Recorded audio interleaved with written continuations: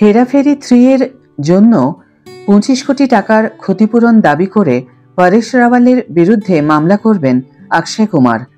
High everyone, welcome back to my channel Anjana Banerjee blogs. বন্ধুরা, তোমাদের সকলকে আমার এই ছোট্ট ইউটিউব চ্যানেলে স্বাগত জানাই। হেরাফেরি 3 থেকে পরেশ রাওয়ালের অপ্রত্যাশিত প্রস্থানের পর, ভক্তদের হতাশার পর অভিনেতা অক্ষয় কুমার পরেশ রাওয়ালের বিরুদ্ধে 25 কোটি টাকার মামলা করেছেন।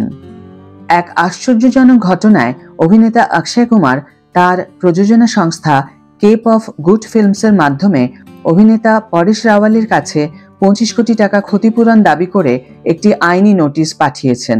এই নোটিশে তিনি চরম অপেশাদার আচরণের জন্য এবং আইনি চুক্তি স্বাক্ষর করে এবং ছবির শুটিং শুরু করার পরেও হেরাফেরি 3 ছবিটি অচল করে দেওয়ার জন্য দায়ী বলে অভিযোগ করেন। পরেশ রাওয়াল সম্প্রতি গত সপ্তাহে গণমাধ্যমের মাধ্যমে নিশ্চিত করেছেন যে তিনি কাল্ট কমেডি ছেড়ে দিচ্ছেন।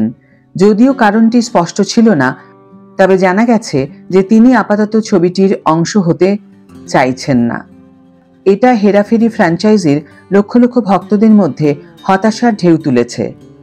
পরেশ রাওয়ালের এক্স হ্যান্ডেলে পোস্টটি এইরকম ছিল: I wish to put it on record that my decision to step away from Hera-Pheri 3 was not due to creative differences.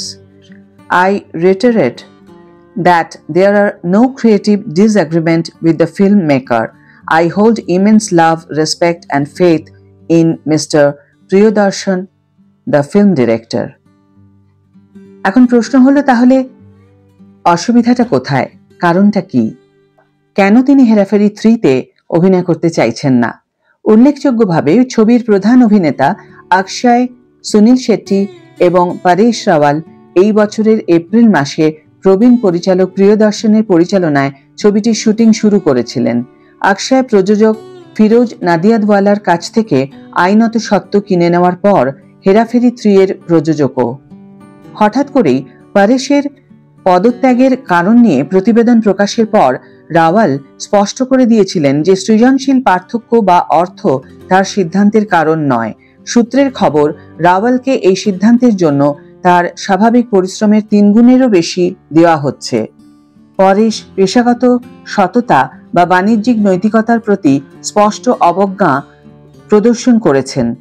যদি তিনি ছবিটি করতে না চান, তাহলে আইনি চুক্তিতে স্বাক্ষরের পরিমাণ গ্রহণ করার এবং প্রযোজককে শুটিংয়ে এত টাকা ব্যয় করার আগে তার বলা উচিত ছিল সেটা। এই মামলার আইনি প্রক্রিয়া সম্পর্কে অবগত একটি সূত্র এই কথা জানিয়েছে। বলিউডের অভিনেতাদের এটা বুঝতে হবে যে হলিউডের মতো এখানকার প্রযোজকরাও আর কোনো অভিনেতার ইচ্ছে মতো সিনেমায় আসা যাওয়া করার ইচ্ছার কাছে নতি স্বীকার করবেন না, সূত্রটি আরো যোগ করে। উল্লেখযোগ্যভাবে অক্ষয় কুমারের 35 বছরের দীর্ঘ ক্যারিয়ারে এই প্রথম তিনি শিল্পের কোনো সহ অভিনেতার বিরুদ্ধে অপেশাদার আচরণের জন্য মামলা করার সিদ্ধান্ত নিয়েছেন। পরেশের পক্ষ থেকে ইচ্ছাকৃতভাবে সিনেমা ছেড়ে দেওয়ার বিষয়টি নতুন নয়। 2023 সালে তিনি ও মাই গড 2 সিনেমার চিত্রনাট্য পছন্দ হয়নি বলে দাবি করে তা করতে অস্বীকৃতি জানান। 2009 সালে প্রথম দিকে শাহরুখ খানের বিল্লু বারবার সিনেমায় কাজ করার প্রতিশ্রুতি দেওয়ার পরও ছবিটি ছেড়ে দেন বলে জানা গেছে। ঘটনাচক্রে সেই সিনেমাটিও প্রিয়দর্শন পরিচালনা করেছিলেন।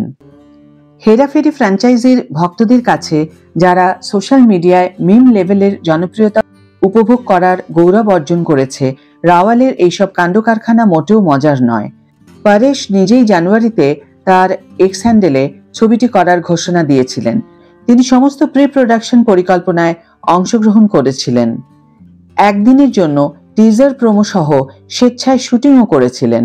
যখন তিনি কখনো কোনো সময় অসন্তুষ্টি প্রকাশ করেননি, তখন হঠাৎ করে এই ফ্র্যাঞ্চাইজির ভক্তদের আবেগ নিয়ে খেলা করা এবং প্রযোজকের ক্ষতি করা স্পষ্টতই খারাপ ব্যাপার, সূত্রটি যোগ করে। আজকের ভিডিও এখানে শেষ করছি বন্ধুরা। ভিডিওটি যদি ভালো লেগে থাকে তাহলে অবশ্যই একটি ছোট্ট করে লাইক দিও, শেয়ার করো বন্ধুদের সাথে, কমেন্ট করে জানিও তোমাদের মতামত। যারা এখনো আমার চ্যানেলটিকে সাবস্ক্রাইব করোনি তারা অবশ্যই চ্যানেলটিকে সাবস্ক্রাইব করে আমার পাশে থেকো। আর যারা অলরেডি সাবস্ক্রাইব করে দিয়েছো তাদের জন্য আমার অনেক ভালোবাসা এবং অনেক ধন্যবাদ। আজ তাহলে বিদায় বন্ধু, দেখা হবে পরের ভিডিওতে। ভালো থেকো, সুস্থ থেকো, সঙ্গে থেকো।